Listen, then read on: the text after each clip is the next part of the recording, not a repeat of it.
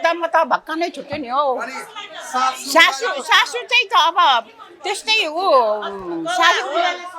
अशिक्षित सासू अशिक्षित नै पहिला त्यस्तै हुन्थ्यो र नि हो तपाईहरुले त्यसो भन्नुभयो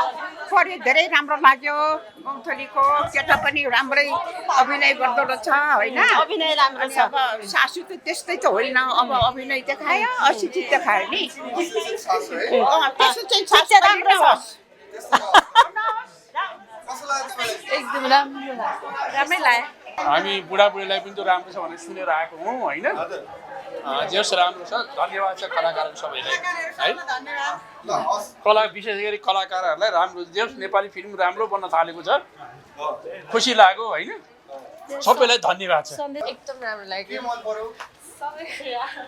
तपाईलाई एकदम राम्रो छ सबैको मन पर्यो राम्रो एकदम राम्रो राम्रो राम्रो राम्रो के मन पर्यो तपाईलाई एकदम तपाईलाई कस्तो मन पर्यो सबै सबै राम्रो कस्तो लाग्यो भेरी गुड मुभी एकदम राम्रो लाग्यो सासू कडा हुनुहुन्छ हो कस्तो लाग्यो तपाईलाई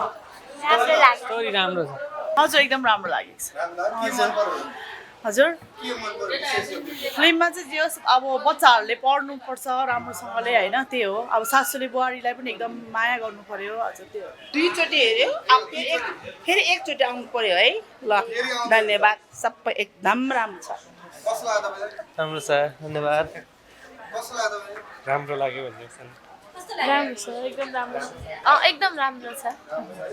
राम्रो लाग्यो के मन पर्यो पुरानो कुराहरु देखा पुरानो कुराहरू मन पर्यो हो पहिला सासू बुहारीहरु यस्तै हुन्थे कि कस्तो थियो बुहारी यस्तै हुन्थ्यो पहिला हो सासू बुहारी यस्तै हुन्थ्यो पहिला तपाईले यस्तो भन्नु परेको थियो यस्तो पीडा सासू पर्यो अलि कस्तो लाग्यो तपाईलाई राम्रो लाग्यो हो सासू कस्तो हुनुहुन्छ राम्रै छ सासू र बुहारीको एकदम एकदमै एकदमै एकदम राम्रो धेरै राम्रो छ राम्रो धेरै कस्तो लाग्यो एकदम राम्रो सुपर राम्रो एकदम सासूलाई कुट्ने हामी कुट्ने हो एकदम कस्तो लाग्यो तपाईलाई राम्रो एकदम राम्रो छ कस्तो लाग्यो तपाईलाई दामी दामी एकदम सेन्टिमेन्टल एकदम राम्रो मुभी चाहिँ कति कुरा चाहिँ आफ्नो लाइफसँग रिलेट भएको जस्तो नि लाग्यो एकदम धेरै रोएँ तर नलेज दिनेवाला नै थियो थ्याङ्क यू एकदम राम्रो तर गाउँखालीको सांस्कृतिक व्यवहार चाहिँ नराम्रो लाग्यो अरू त राम्रो एकदम राम्रो लाग्यो एकदम राम्रो छ है एकदम राम्रो एकदमै राम्रो एकदम राम्रो एकदम राम्रो सबै मन पर्यो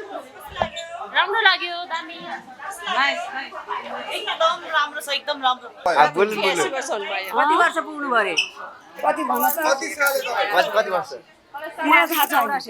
83 होइन 83 वर्ष अब जेठमा 84 पुग्छ 84 वर्ष कस्तो लाग्यो त आमा एकदम राम्रो लाग्यो यस्तै हुन्छ पहिला तपाईको पालामा हामी तीन पुस्ता आछौँ तीन पुस्ता आछौँ एकदम राम्रो छ रुन मन लाग्ने धेरै धेरै राम्रो माइन एकदम राम्रो लाग्यो हुन्छ नि तपाईले त भोग्नु भएको छ कि यस्तो सासू भोगेको थियो नि मैले त भोगेको थियो मैले चाहिँ अनि त्यो पर्दामा आज देख्दा चाहिँ कस्तो हुन्छ त्यो आफूले जस्तै के आफूले जस्तो भोगेको त्यस्तै हुने के यही कुराले चाहिँ आँसु आउँछ है त्यही कुराले आँसु आउने एकदम सासूहरूले कस्तो गर्छ